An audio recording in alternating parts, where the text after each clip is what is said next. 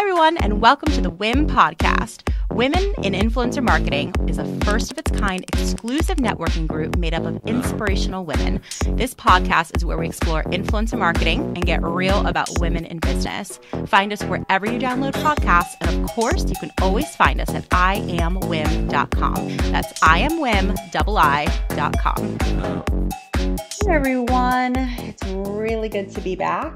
I took a week off last week. It was a wild week. I tried really hard to get an episode out, and I am genuinely apologetic that I couldn't do it. We had this influencer marketing job fair that I was working so fucking hard on, and it ended up being incredibly successful. I'm so astounded. We had over 100 people there. Our events tend to be lovely and intimate, and for this one, it obviously would have benefited us to have the biggest audience, and we did. I am so freaking happy about that, and I think that's definitely an indicator that we need to do more of that. The whole mission of it was to humanize a job board. I was so transparent with everybody in the marketing of it. I was just like, our job board sucks. I see so much possibility there. Obviously, dozens of people, WIM members have hired directly from the group. But honestly, very few of them have been just from the job board, because I think the whole concept of a job board is just antiquated. And so I was like, what can we do to improve that? And so we decided to do our second job fair, virtual job fair. The first one was audio only, and we had a really good turnout to that one. That was very early on in the pandemic. And this one was on our new virtual event platform that we've been utilizing. I don't know, it was so good. So I hate giving excuses because I really wish I had my shit together enough to be able to do everything. But I just couldn't. It was a lot to manage that event, but thank goodness it was successful. And I'm back this week. And what a guest we have today. So today we're welcoming Lindsay Mead of Parker Management. And this was also our first behind the scenes exclusive member access podcast recording. So for any of you who are members of WIM, so many of you actually tuned into this one, which is so cool to see. It was the first time that members could tune in live to the recording, and at the end we had a live Q&A. So after this awesome conversation that you heard, you can ask questions in real time, and then of course connect with her. And it was cool. It was very cool. And so we're absolutely going to be continuing this. I mean, the podcast has been around for 3 years. It's not going anywhere. So in my mind, I was like, what can I do different? What can I add? How can I make it even better?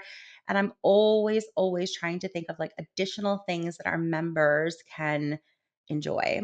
And access, in my opinion, is so hugely important. So thank you guys for those of you who tuned in live. It was really awesome to have you.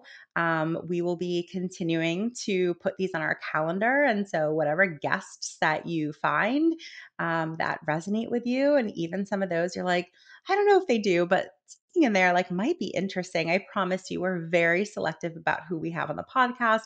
And I hope you have an open mind enough to explore meeting new people. And then, of course, just having questions, whatever the hell you want to ask at the end. It's open book. These are all people who are I'm happy to be candid. I'm happy to be an open book. Ask me questions, and they know that this is the format. So it's a great proposition, and I hope you take me up on it.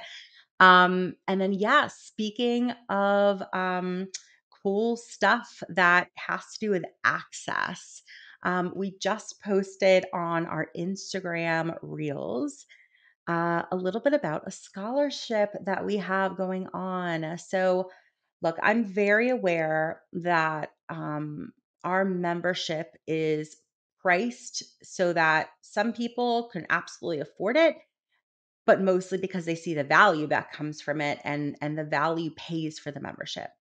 Other people go a different route and they have employers who are gracious enough to cover the cost of their membership to WIM. Um, and in my mind, like I have no doubt that, again, like I mentioned, the value and the benefits of a WIM membership pay for it and then some. So I don't feel any kind of way about the pricing. In fact, to be completely transparent, we're going to be upping the price in the next few weeks. So keep an eye out for that or get in before it goes up.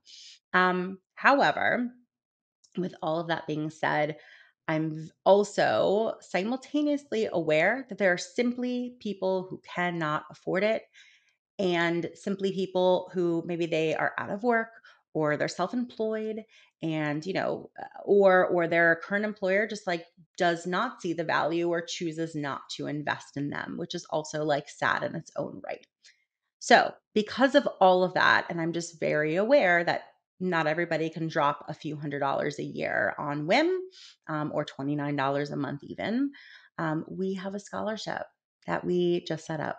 And so I am so excited to bring this to you guys. So, we have a ton of partners that are offering scholarships to people throughout the year for a free year of VIP membership. And so the first of this is being sponsored by an incredible company called Three Black Dot. In fact, one of the members of Three Black Dot is a mentor of our organization, Irina Seamus. And Three Black Dot is sponsoring one lucky person to win a free VIP membership for an entire year. So all you have to do to apply is go to iamwim.com/scholarship. I am so excited to be able to offer this one. And my hope is that, we'll keep pitching this idea, which is like sponsor scholarships, and more companies will take me up on it. If you're a company that thinks that you would love to give back to the next generation of influencer marketers, please get in touch. You can email us at info@iamwim.com and let us know if you would like to sponsor a scholarship because I have really been pushing this and I'm so happy to see that people are really receptive to it.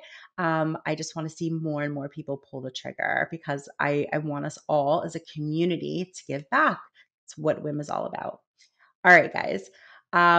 So thank you again for tuning in today. If you are new, I am so excited for you to hear this week's episode. It's all about talent management. It's all about, starting a business, running a business, what it really is like to be the owner of a business, and working with influencers in a management capacity.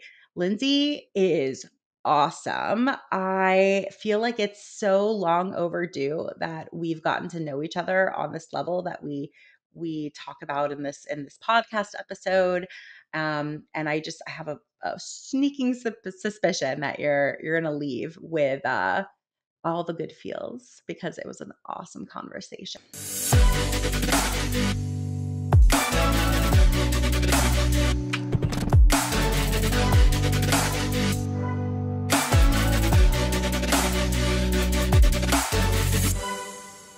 Before we sort of like jump into the podcast recording, I just wanted to first and foremost welcome everyone because this is the first time that we are having our members join live. So hi everyone. Hi. I'm so happy to be here. And honestly, Jesse, I just think what you've done is incredible. And I think I'm just so grateful for you in the industry and what you've created. So thank you. I'm grateful for you. Seriously. I tell people all the time who are like very generous, like you just were, and like, oh, thank gosh, you created this community. I'm like, we would literally be nothing if it wasn't for our amazing members. And like people being engaged in the community and just like just giving into it as much as they're taking out of it because there's so much to glean from it. But like everybody leaning into it as much as they are. It's what makes it amazing. So I'm grateful for you. And I think a great place to start is that I'd love to just like introduce you to everyone who is listening right now. So, by way of introduction, so Lindsay Mead, she's the founder and CEO of Parker Management, which is an influencer talent management company based in the Pacific Northwest. We were just talking about where she's located. If you look out the window behind her, you'll see the beautiful backdrop there. It's so pretty. And so over the years, she's pioneered a way through the talent management industry with integrity, compassion, and she's on a mission to represent social media personalities that do good in the world. Parker Management has a really impressive talent roster that I was looking through last night and I was like, oh my God, she represents this person, that person. So we're definitely going to get into that a little bit. Top influencers who have a passion to create for their devoted audiences. So, in addition to serving their clients, Parker Management works with the world's leading brands and agencies and helping them find a voice through authentic and beneficial partnerships. And so, Lindsay, first and foremost, welcome. I'm so happy to have you here. How are you today? I'm good. I just got back from a sabbatical. So I am like really good. Like a month ago, I would have been like, it's been an overwhelming year in a good way, just the industry changing and everything. But like, I feel if you can ever find time to just take a month off, I highly, highly recommend it. So interesting that you're talking about that. Before we jumped on this conversation, we were talking about how you just had your second baby, just so exciting. I feel like I don't remember where I heard this, but maybe it was another podcast. Somebody was talking about, you know, why can't you take off a month? Oh, no, I know exactly when it was. I was talking to another WIN member who was taking off a month for her wedding. And she was like, oh my gosh, when I first started my business, I never thought I could take a month off. Like, that would be insane. I would judge myself so harshly. Tell me a little bit about what that month off did for you or what that time off did for you. I mean, we've grown a lot. And as a leader, and my team would laugh at this, but I got to the point because everything has grown so quickly. I I got to a point where I felt like I honestly could not make I was just spinning in circles with decisions for the company. And um I was getting tired of myself. Like I could just my overwhelm was obvious and I also couldn't make really good decisions and I just felt like I wasn't showing up as a leader the way I wanted to be. And when you just hit that point where you're just like constantly overwhelmed and you're like something has to change. And I actually have a business life coach, Jackie, who is amazing. And she was like, my husband and Jackie were like, why don't you just take a month off? Like you can do that. And of course I said that same thing. I was like, there's no way, like I can't take a month off. And then I thought about it. I'm like, of course I actually can. And my team would be so supportive. We have a new COO. And anyway, long story short, I think that day I told them, I think I need to take a month off. And I, I really did not work. I mean, I think I popped in a couple times and I honestly feel that I thought I was gonna do a bunch of planning and have a bunch. I don't know. I did nothing. I mean, I hung out with my family. We went to California for 2 weeks and literally just unplugging, stepping out of the grind was the best thing I could do. And I came in just with energy and clarity, and I felt like I was just myself again. So It's so interesting. I mean, that's what I wanted to hear from you. Like, what did you feel after? So, like, energy and clarity, and like, ooh, okay, so this is such a good conversation. I have so many questions that I like pre-planned that I wanted to ask you. This is a good, this is a yeah. good topic. I feel like as women especially and as professionals, there are so many preconceptions about what we can do and what we can't do and what's possible and what's impossible. You just said, I heard you say, like, taking a month off was something that you never ever thought that you can do, especially owning your own business or people who work for other people. They'd be like, they would never approve that. Taking a month off, I must appear as if I'm a slacker. I don't care about my work. Like, if I did any of those things, but like, so tell me more about like even the process of deciding that you can give yourself permission to take a month off. Like, what was that like? And how did you ultimately give yourself permission to go there and to do that? When it was, when I was talking to Jackie and my husband, we were just having a conversation and they mentioned it, like, in that moment, I was just like, that's exact I knew, and this is just how I lead business is, my intuition, my gut, like, that guides me in so many things, and I was just like, "That's actually exactly what I need," and at that point, I just knew it was, like, a non-negotiable for me because I knew it was what I needed, and when they said it, it just clarified that's what I needed, and my team even our COO, she was like, "Don't You're not gonna talk yourself out of this." I mean, they all thought I would just probably not do it. No one actually thought I would really do it because I have a hard time stepping away. But in that moment, again, I'm a leader of a team and I had to in order to be a good leader and show people this. It actually is now part of our employee. We're going to add it in for all of our employees, by the way. That it will be something that we give everybody that is with us for a long time because of that. And I think, like I said, I didn't have too many expectations about it. I didn't want to put too much pressure on taking time off. I literally wanted to just take time off. And if I wanted to organize the house or spend time with my daughter or jot down vision things or whatever it was, I allowed myself to do any of that. And I think having not having that objective with the time off was really helpful. And honestly, I would highly, highly recommend it. It doesn't need to be a month, but whether it's like 2 weeks. I do feel though the month like 2 weeks or more, I would highly recommend. I feel like 2 weeks isn't enough.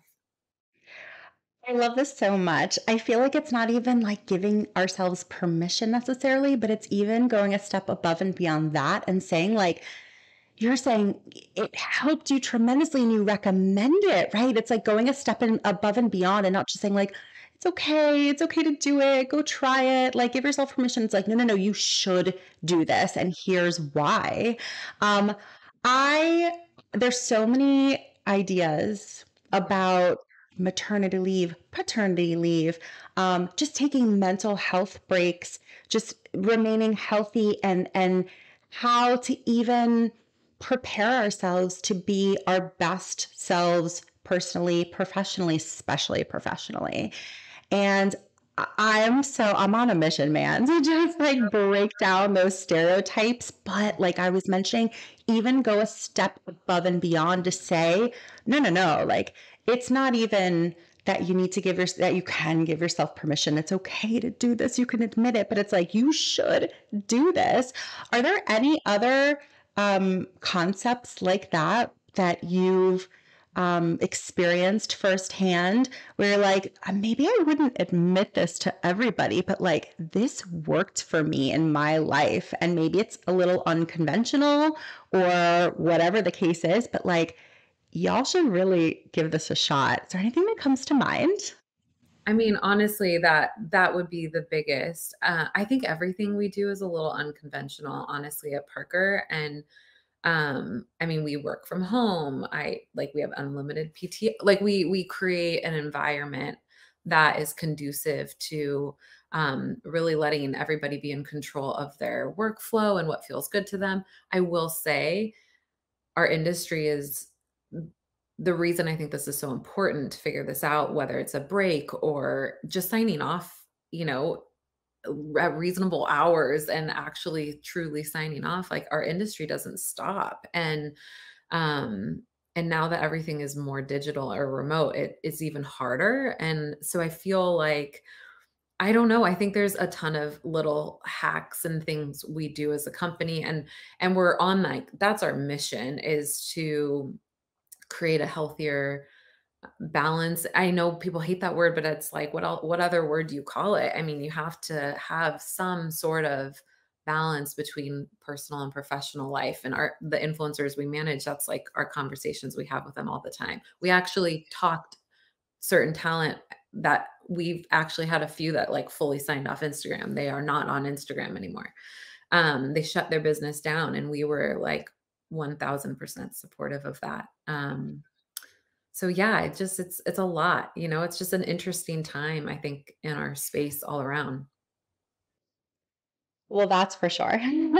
That's for sure. I appreciate that you're saying that about your influencers, even too. I mean, that's certainly been a topic of conversation that in amongst like the influencer community, which is their mental health. I mean, the amount of like, I don't even know, like the amount of energy that's necessary to be constantly posting on social media, to be constantly engaging in like some hateful comments sometimes, like let's be honest, and like backlash and cancel culture, and like they are like in so many instances just expected to, they're like, oh, well, that's comes with the territory. It's part of being an influencer.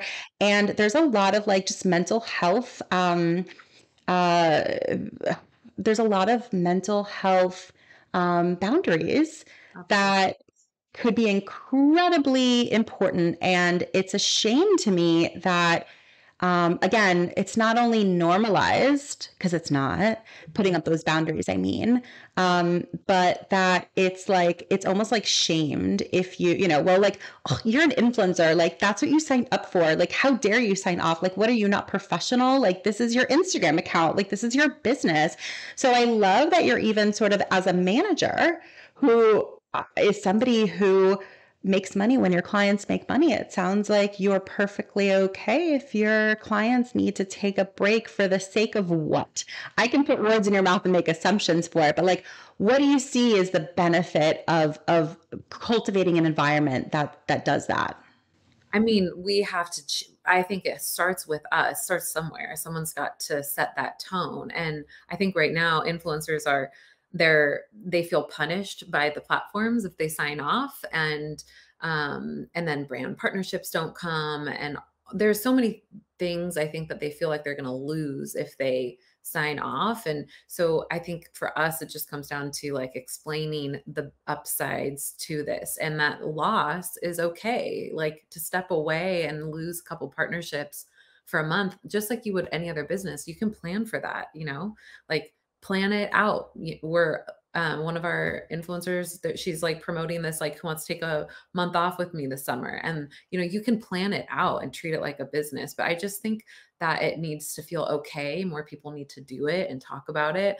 And I wish more than anything that the platforms didn't feel punishing for them to not be relevant for a week, or to, a lot of influencers will say like my content's not going to get shown, or things like that. And so I really wish in our whole industry that the platforms would also contribute to helping people want to take that time off. Well, that's hopefully what this conversation is doing. Because I agree with you. It's just more people need to talk about it, normalize it, and even say, like, here are the benefits to doing it, right? So I love that you stand for that. I want to hear just like a little bit more about like you and I read your bio on paper, and we see your beautiful website. It is beautiful, by the way. I appreciate a beautiful website. I want to hear more just about like both your identity as a professional, but also a little bit about who you are during off hours. I want to get to know you a little bit better, Lindsay. I love that. Well, it's so funny because it's like I always say I'm first a mom and a wife, and that's always, who I am at the beginning. And then professionally, yeah, I started Parker. We just had our I thought it was 6 years, but it's been only 5 years. It feels like such a blur. Um, but now I'm officially like CEO, founder of Parker. My role has evolved. I'm actually no longer managing talent. Well, I am a little bit, but we've slowly transitioned me out of that so that I can be the visionary kind of person I feel like I am. And Outside of work, honestly, you will find me working on my house. It's probably you'll see we represent a lot of home people in the home and lifestyle space, and it's just I mean, I could talk about home projects and home decor and food and all that all day long. Talk to me a little bit more about the talent that you represent. I saw like you guys represent the bucket list family. Like I was like, what? That's so cool. I love that you represent people in the home space. Like I think it's interesting. Management companies, whether it's like very intentionally go after a certain pool of talent or just naturally gravitate towards certain talent. I'd love to hear if you could like sort of articulate in a few sentences or less, like what your talent's all about. I want to learn about them too. I the best thing I can say is if you go to someone's page and you just like walk away feeling good and you're not there comparing yourself or feeling like less than when you go to a different page from theirs. And that is like the core model of our business is like every person we work with, whether it's they have a story element that is doing good, or they give back to their community all the time, or they're there to make someone laugh. Like all of them have a we call a do good element to their business. And that doesn't mean you need to be some, you know, have like a it's just like a small element to your business that is using this platform in a positive way. And so you'll find that most I mean, I can't anyone you go to from our roster, you'll go to their site and you'll find that element in some shape or form. So that is literally the nucleus of our brand. I love that so much. And so, talk to me a little about you mentioned, I was managing talent. I'm actually not personally managing talent much anymore. I'd love to hear. There are a lot of managers in WIM, a ton. Arguably, like the most engaged members of our community are all managers. And most of them, myself included, we start out managing talent ourselves. Perhaps we have the ambition or desire to like grow into more of an agency and hire more people and build the roster, et cetera, et cetera. And then I think there becomes this pivotal moment where it's like, okay, like what's the end game for me in all of this? Like what, like we start to grow up, we start to age, maybe we have kids, maybe we got married, maybe we're just thinking about our next phase in life. And that's a big question that I think a lot of talent managers grapple with. And there are very few examples of managers who are at that next step because there's so few of us and it's so new. So it's interesting to hear that like you've transitioned away from managing talent. Now it sounds like you're really like managing and running the business. Talk to me about like that process, that thought process, and maybe even sort of like what your long game is professionally. Yeah, I think it's really tough because I never thought I always thought I'd manage talent. I mean, the idea of not managing talent was extremely bizarre to me. And you'll see a lot of owners of companies and high ups in the companies still manage talent. And there was a piece of me that felt like I would always be relevant though by managing talent. And then is there's a lot of truth to that. You are relevant, you know what's going on, you're still in the game a little bit. But as we structured our business, the more we thought about it was like my time is best spent by I don't know if you I forget what it's called, but I'm a manifesting generator. I'm like a visionary. I have lots of ideas. I love to just like jump in and support our team. I love to be on strategy calls with managers. And that's just like, that is ultimately, I think, where my time is best spent. And in order for us to have that like healthy structure in the business, I felt like I had to not manage talent. And this was like our team even our leadership team even had to talk me out of managing people because I like it is so hard, especially lucrative talent. Like no matter how amazing your team is, you worry about passing them off to someone else. And luckily, I found that when I moved talent I managed forever to someone else, I actually felt like it, like that fresh set of eyes was even more powerful for that person.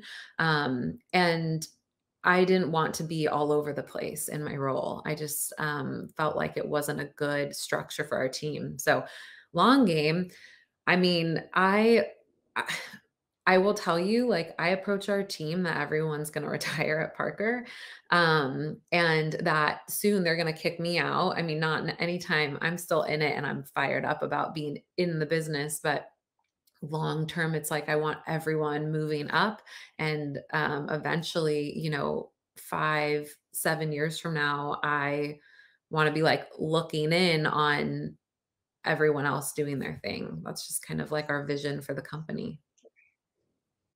That's lovely. That's so lovely. Like, it's from the top, like, really wanting to encourage everyone to continue to grow, to continue to succeed, and just it sounds like you'd be so proud of them and, like, looking on, just, like, lovingly as they are elevated. I love that so much. I wanna hear from you. What's that people would assume about you that's not true? Talk to me a little bit about that.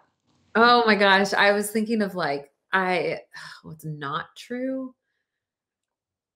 That's a tough one because I was gonna say I feel like a lot of people assume, when you're a business owner, you're one way, and I'm actually, like, really approachable. I feel like I'm not your normal, business owner or leader. I feel and I hope that I'm very approachable, but I don't know what's not someone would assume that's not true.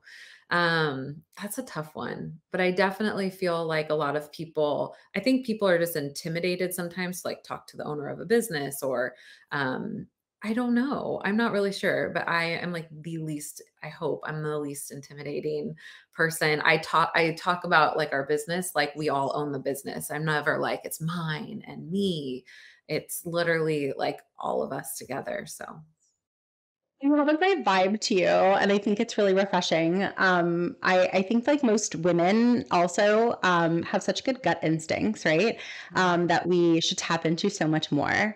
And my gut instinct about you is like you're so down to earth. I mean, even in our correspondence about like this conversation before, you're like, oh, I'm like, all right, like what do you want to talk about? Like, what should I ask? Like, what topics do you want to dive into? And you're just like, I'm an open book. Like, I'll talk about anything. And I was like, yes, like you are my girl. Like, that is my favorite type of conversation, of person, whether we're like recording the conversation or just having it.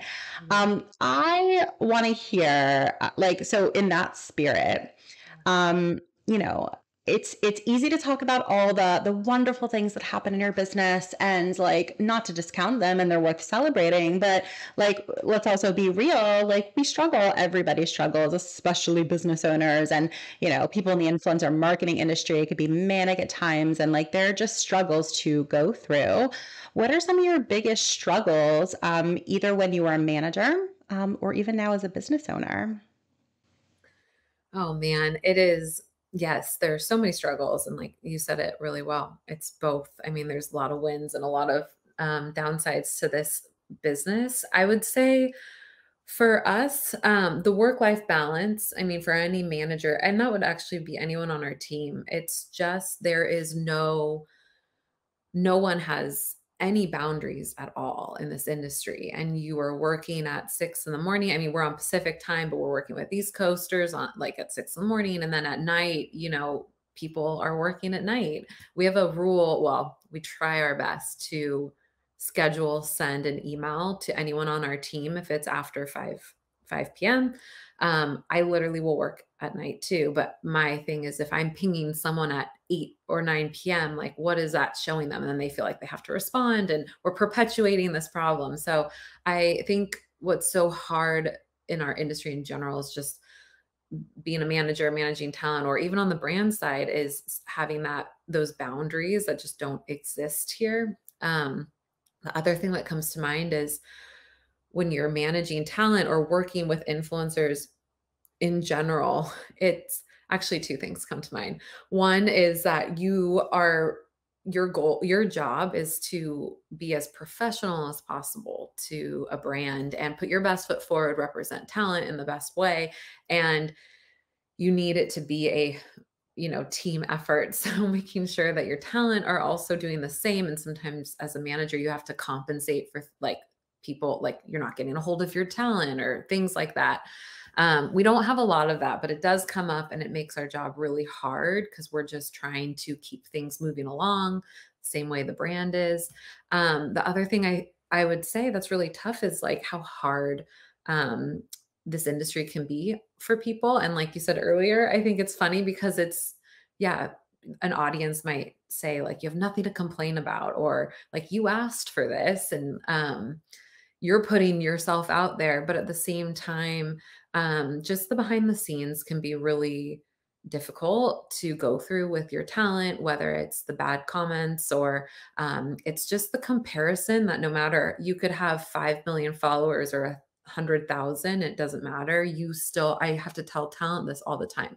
Like you're all having the same problems. Like you think someone else has it better with a bigger platform, and they're actually looking at someone else. And everyone's really hard on themselves. So that comparison is just really toxic. Those would be I mean, I could go on, but those are the main things that stick out. Yes, we can all go on. I appreciate those though. Those definitely stick out to me. I see those all the time.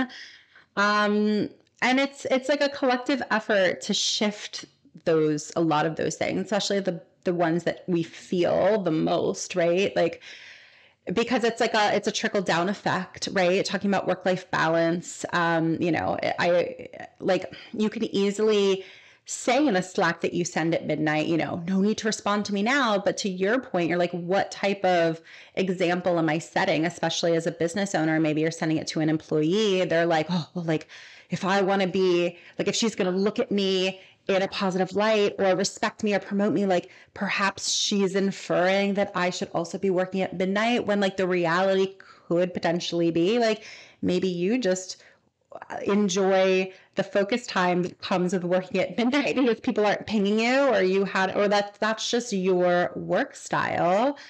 So I like perhaps it's also just like checking in with people, and just like really improving that communication. But big picture, the trickle down effect is so hugely important. I think just like having these open dialogues about, you know, what we're doing and why we're doing what we're doing, and also like what's best for everybody, and having that self reflection is so important. Um, I want to ask you a little bit more about your clients. Yeah. So you, like I mentioned before, you have a fantastic roster. Obviously you have managers who are genuinely enthused about working with your talent. And I know like you represent talent that's like, your website says like social media personalities that do good in the world. I want to hear like your most successful clients, the one, and like everyone defines success in different ways, but like let's assume that for the sake of this conversation, it's those who are having very successful, lucrative, busy careers. Um, why do you think that your most successful clients are as successful as they are? What do you attribute it to?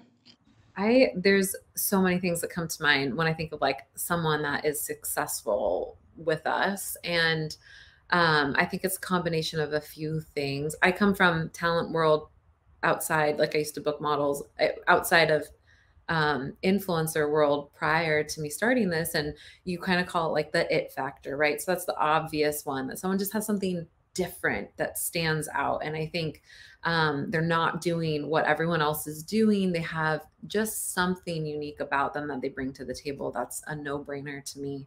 I think the other people we see really successful, obviously they treat it like a community. They make you feel like you're their friend. So it's like their community is so engaged with everything that they do. And I think that is like a really, really big key factor in success with an influencer, at least from what we've seen. Um, Another thing that is something that just does like consistency, I think is so important. And consistency, professionalism.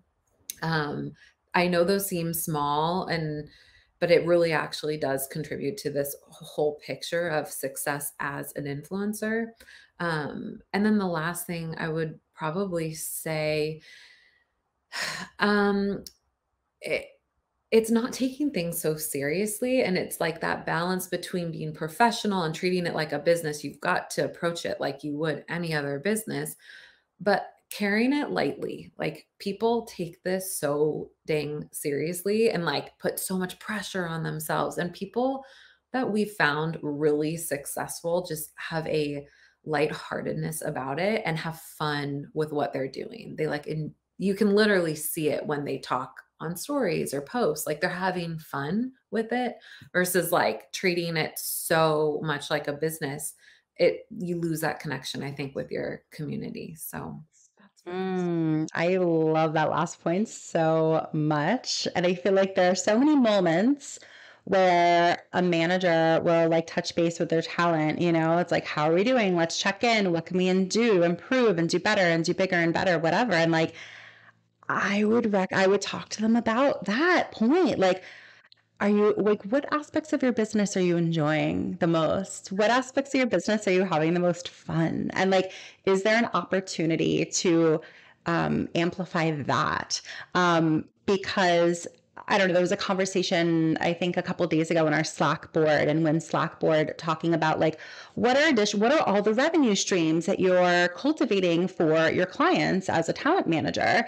And people were listing all sorts of interesting things, and I was like, those are fantastic to just be aware of as a manager of like what the opportunities are. And you should always, in my opinion, like diversify to as many income streams and revenue streams as possible, that just makes sense within their business. And to your point, how do you know which one makes sense? Do they love it? Do they enjoy it? Is it fun to them? Because like we're best at what we enjoy. Isn't that Right. true? Yep, and people try a little too hard in this industry, and you can tell. I mean, you can tell, and then that steals the joy out of it, and then you're showing up in a inauthentic way. And so I think sometimes people just take it all. It's like the actual showing up on the platforms you're on, like they take it a little too seriously. So I feel like you can still be business minded, but fine, gravitate like TikTok's so fun. I mean, I see people, I'll meet people and I'm like, oh yeah, that aren't on TikTok. And I'm like, that's your platform, but you like cannot talk them off Instagram. But I'm like, no, no, like you're made for TikTok, just kind of your personality and all of that. So I just think when people try a little in the sense of you still want to put your best foot forward, but not take it so seriously. Like, don't try so hard, and yeah, find that joy in the industry. And I really, if you took our like top 15 people at Parker, in terms of like revenue streams, I would say they all have that element to them, and I think that's really important.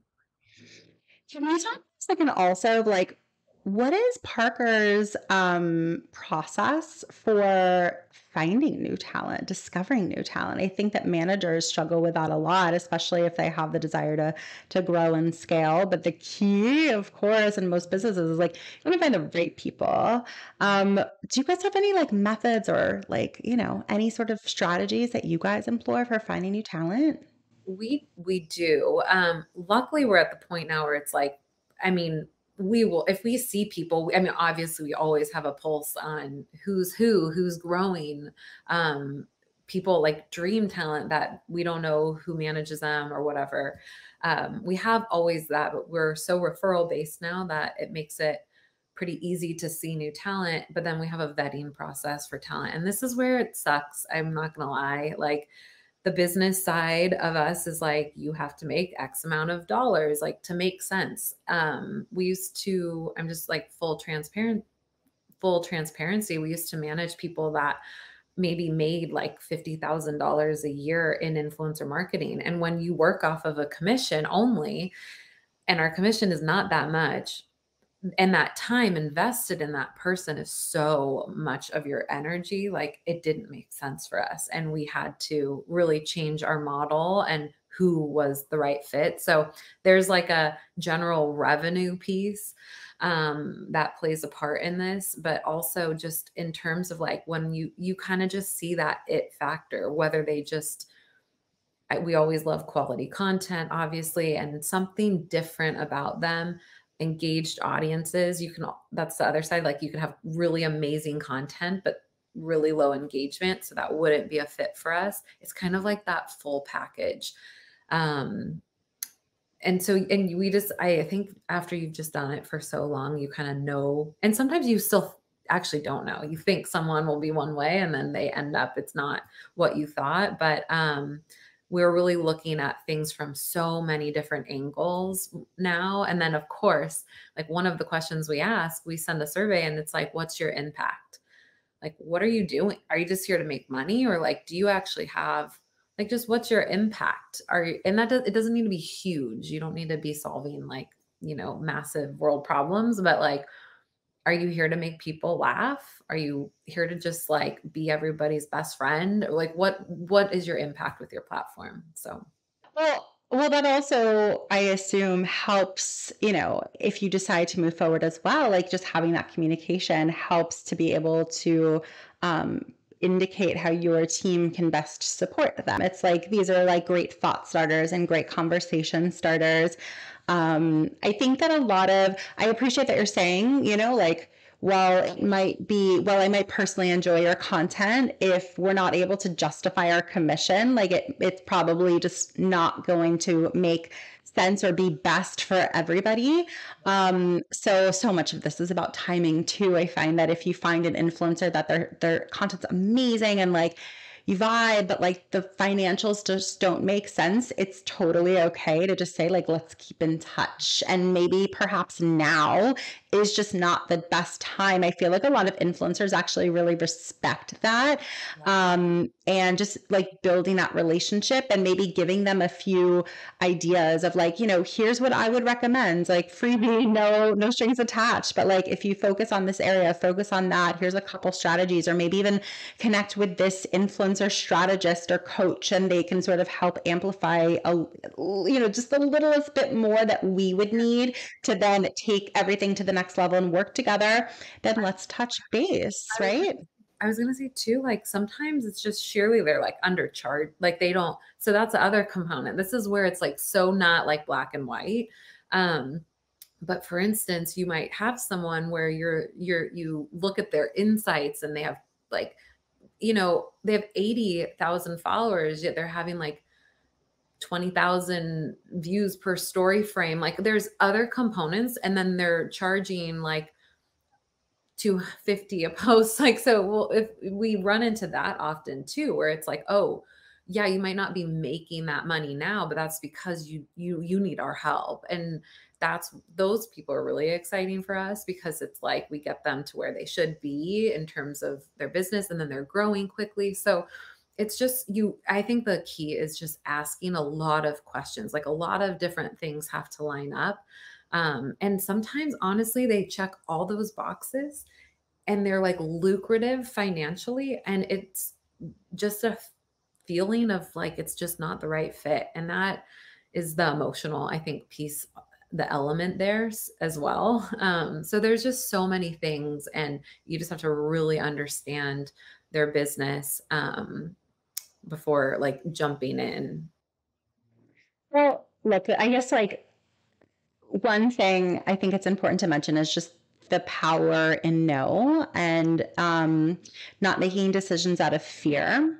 Perhaps the fear that, like, I got to pay my employees, I got to get more clients, I got to have more income coming in, or like, oh my gosh, this influencer, like, they're willing to work with us. I have to work with them, right? I should say yes, right? And it's like, I appreciate what you're saying, which is like sometimes this is like intangible, instinctual feeling that something's not right, perhaps. I think that in those instances, and I'd be curious to hear your process, like, you know, how many people or who is giving the go ahead, right? Especially in a larger company. Like, do all the managers have to agree to sign a new person? Is it like a handful of people? Like, it is, I would assume, nice to be able to sort of like gut check each other and have a conversation, because different people are going to see different things and pick up on different things, perhaps ask different questions. Like, what is your process? I'd be curious at Parker in terms of like who needs to sign off and approve on signing a new person. So our director of talent is the main person. Like she is the ultimate say so. If it's someone like really big, that, we want like multiple people on the call. Sometimes I'll jump on those. I used to be on all of them, but she took over a while back. The manager that that person would go to has to be on the call. And then from there, sometimes you just don't know, and you kind of have to get started to know. And so at over the years we realized we needed a better like review process. You kind of know within the first month if something's going well. It just like works, and we can bring them opportunities. They have great opportunities coming to them. It's just like a very well-oiled machine, and you can kind of feel that pretty quickly. But what we found is just doing a quick review after like 2 or 3 months, we like a 90-day basically to check in and just go, are like, how's this going? And at that point, we kind of assess it. And we don't want to waste anyone's time. And I think that review process is probably equally as important as like taking someone on. 'Cause sometimes you just don't know until you start working with them. I mean, that's true also even in terms of employees. Like everybody basically like puts their best foot forward. I don't know, like you never really know until you truly start working with someone. I think one of the last questions I'm gonna have time to be able to ask you today, and like it's been such a pleasure chatting with you and just getting to know you better. This has been so awesome. Um, I want to know like in terms of the career economy broadly, having been in it for as long as you have, I would love to hear from you. Like, what would you like to see change? And also, where do you see it going? Big question, I know, but I'd love to hear your thoughts. I see it going so I don't see it going anywhere. I That's for sure. I mean, video, obviously, in terms of where it's going, I think like if you're not creating video content, it's going to be detrimental to your business. But um, I think in terms of just what's hard about this industry is kind of what we touched on earlier, the mental health piece. And it's not conducive to promoting to like it needs to start from the platforms. I will say I really like TikTok and what they're doing in terms of like their back end team.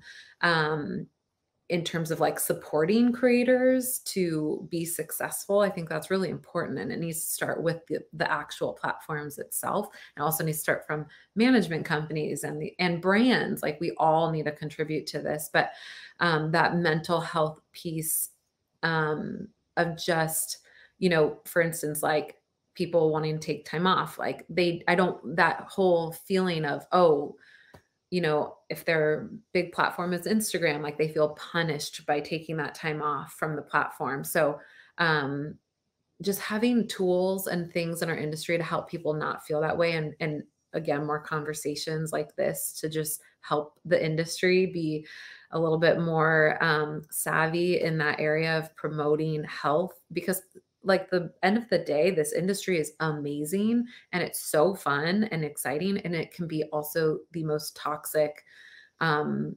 terrible place, honestly, and I hate that feeling. So I'm just always really motivated and excited to try and do things in a different way. And so that is by far what stands out to me the most. But in terms of the industry, it's just gonna, you just got to keep being ready to evolve and change and um, shake things up and not stay in your, one dimensional lane. Like love change. You gotta like live for it. I mean, if that's like the one thing that's constant in life in the world, and definitely in terms of influencer marketing, social media, like it is changing and evolving. And it could be exciting, but some people are very adverse to change, and no shade on those people, but like this might not be the best industry for you. And like I don't know, like this is like such a tangent and probably won't go down it, but I don't know. I'm like you can white knuckle your way through a lot of things. It doesn't mean that you should be doing it. It doesn't mean that like that's the way to like architect the best life for yourself. Just because you can do something doesn't mean that you should. And in a lot of instances, like these like high performing professionals we can white knuckle our way through just about anything. And like, it's not a badge of honor to have to do that or to Right. do that. It's not proving anything valuable to anybody. Yeah. It's simply white knuckling your way and being incredibly uncomfortable in something that you're just talented enough to get through. But I think that if we can give ourselves permission to lean into things that we enjoy, that we're good at, that gives us the joy that you were talking about earlier, and all these positive things, like that is what we're going to excel at the most anyway. And that's what's going to just make a more fulfilling life for ourselves. And I have so many things to say about that, but it sounds like you've done so much of that yourself. I feel like we're all on this journey together. Like none of us So far to go, but it's just you got to start somewhere and put an effort into it, and yeah, it takes a lot of conscious effort. It's a lot of conscious effort. I appreciate you saying it like that.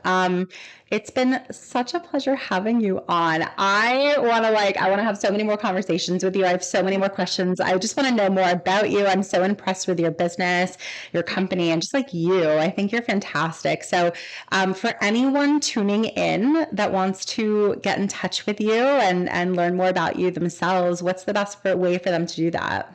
Yeah, I mean, hello, Instagram, email. We actually are on TikTok, but Parker Management is our handle, TikTok and Instagram. Our website's parkertalentmanagement.com.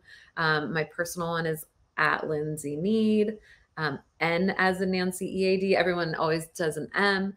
But yeah, feel free or email me. I mean, I love talking to anyone in the industry, anyone in the community at any time. So Had so many people saying things like Maggie just said, absolutely love Lindsay. Please have her back on.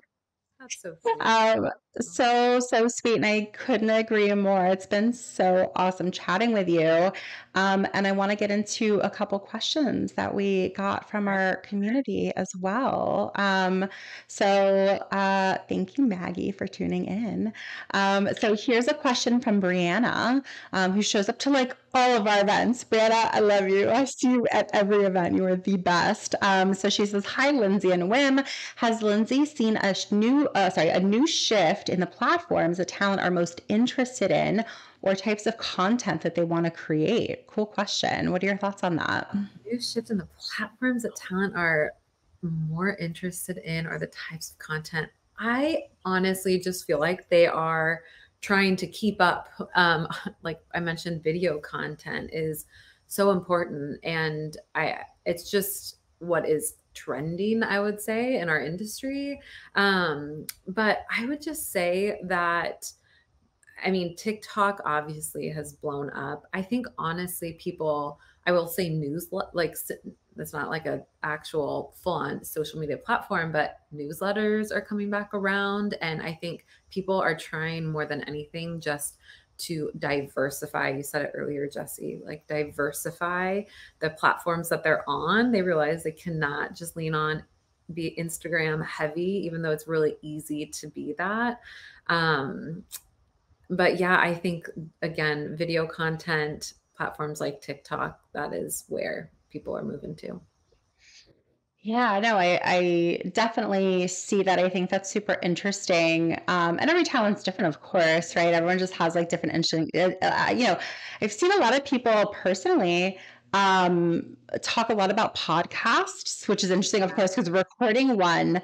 But sort of like leaning into like this more casual conversation. It's like a pretty low lift. Like I'm literally in my like office right now, recording remotely, or in yours, right? Like there's podcast partnerships, so much. And it's also just like another add-on.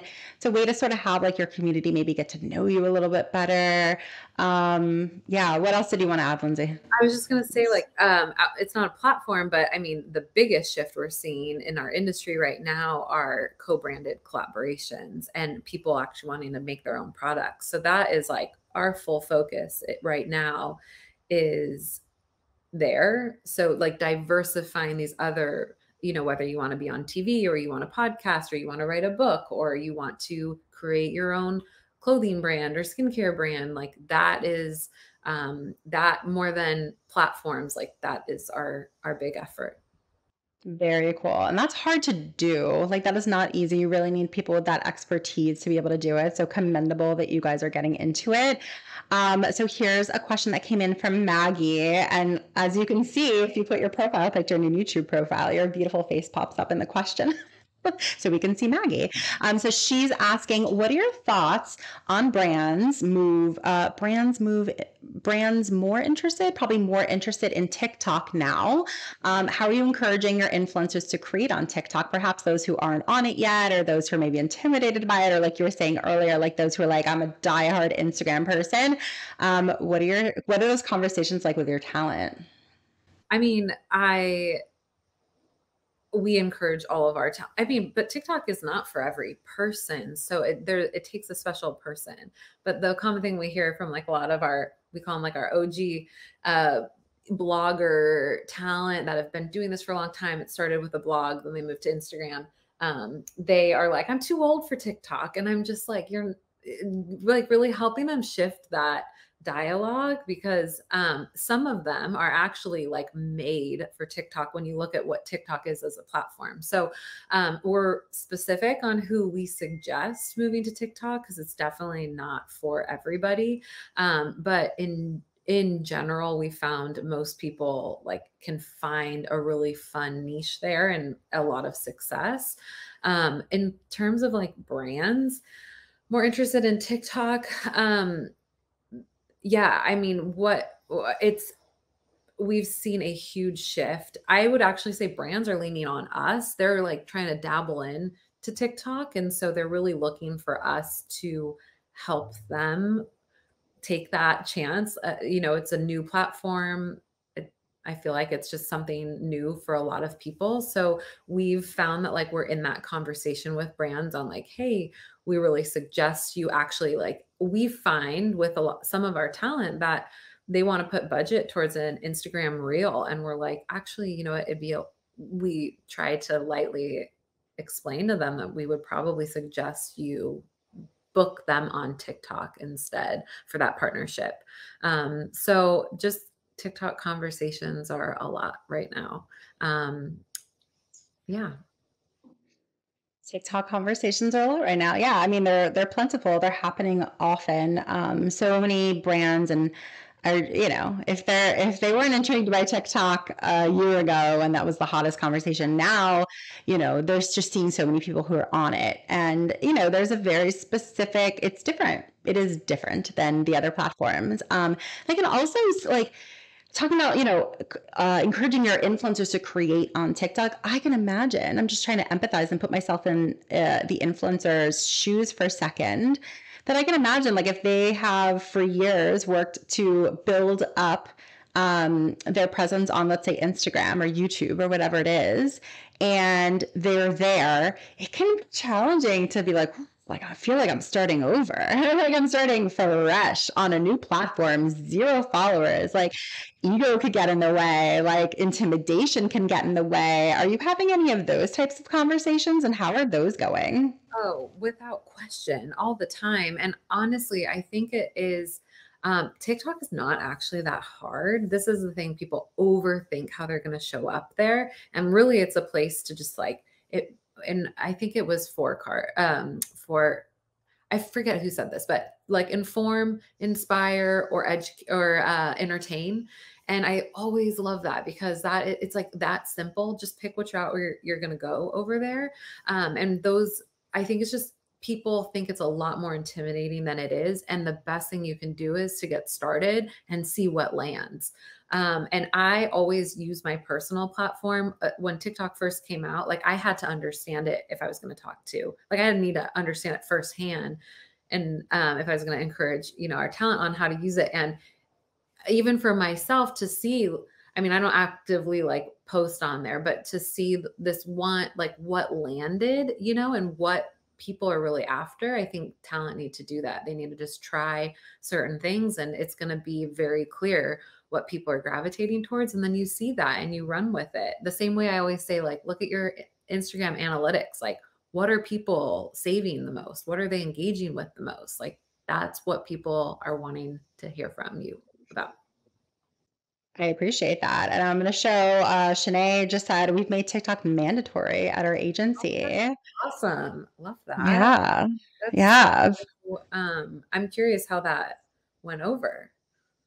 Same. I'm curious. Like, it's interesting to take that stance. And again, like everyone's talent is different. Like, perhaps if all your talent is already doing so much on Reels, you're like, guys, like, we'll get you over the hump. You're already able to do short form videos. So that's not the issue. Perhaps it's the mental piece of starting over and like that we're going to help you get over, right? Like, part of being a manager is being a coach, being their like North Star to guide them to where they should be, need to be based on their goals and desires. So, Shanae, it'll be really interesting to hear from you as time goes on, like how that's going. And I'd love to hear more about that.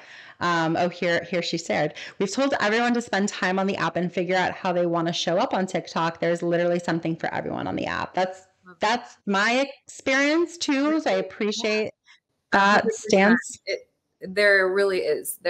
But you have to find that. And I will tell you too, I try to encourage talent. I find that it's a happy platform for a lot of people. And so I think that I lead with that often, because I think Instagram just over the last year has become a little bit more discouraging for many people. And I'm like, people find a lot of just fulfillment and joy with TikTok. It's just not as hard, complicated. You have a lot more support. So yeah, I feel like it's like a happier platform in many ways. I think that the last question that we have time for today, and this has been so fun, by the way. This is, I'm sitting here with Lindsay having a fantastic time, but it's so cool to also invite you guys and to chat with us. This is so fun. I'm so excited. We're going to be doing this with all of our podcast guests moving forward. And Lindsay, you're like been the best to like Oh, I start this out with and launch this initiative. Oh gosh, I want to have you back on. Our last question is from Maggie. What's been the hardest part of growing your business, and when did you feel that tension? oof, oh my gosh. Um, I'm like really trying to think about this.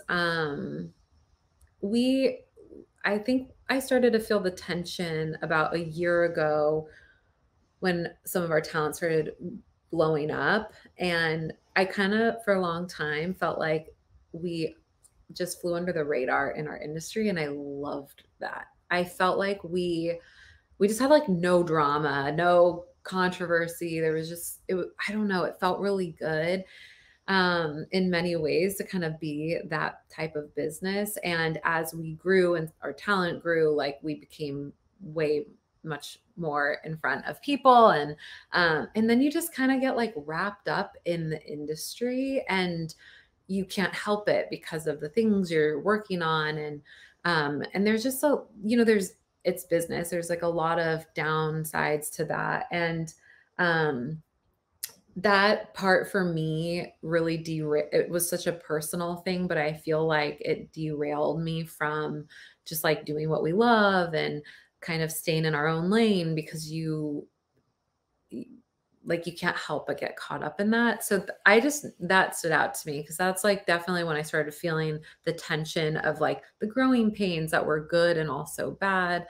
Um and as you get bigger and you keep growing, I feel like there are more things. We just had our first employee leave our team, which was like, it's all on good terms, but we've never had anyone leave. We have 16 employees, and this was like our first employee that has left. And like, we've never dealt with that. So, like, going through all of that has been interesting.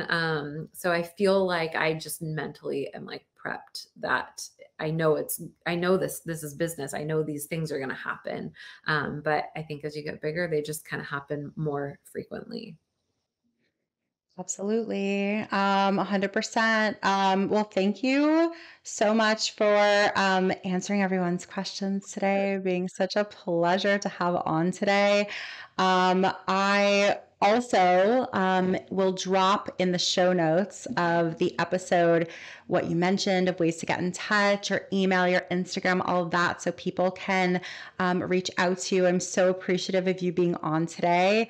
And to everybody who's tuning in live, you guys are the best. I so appreciate you guys like trying this out with us. And the best way to know of all the next guests that we have on, just go to iamwim.com/events.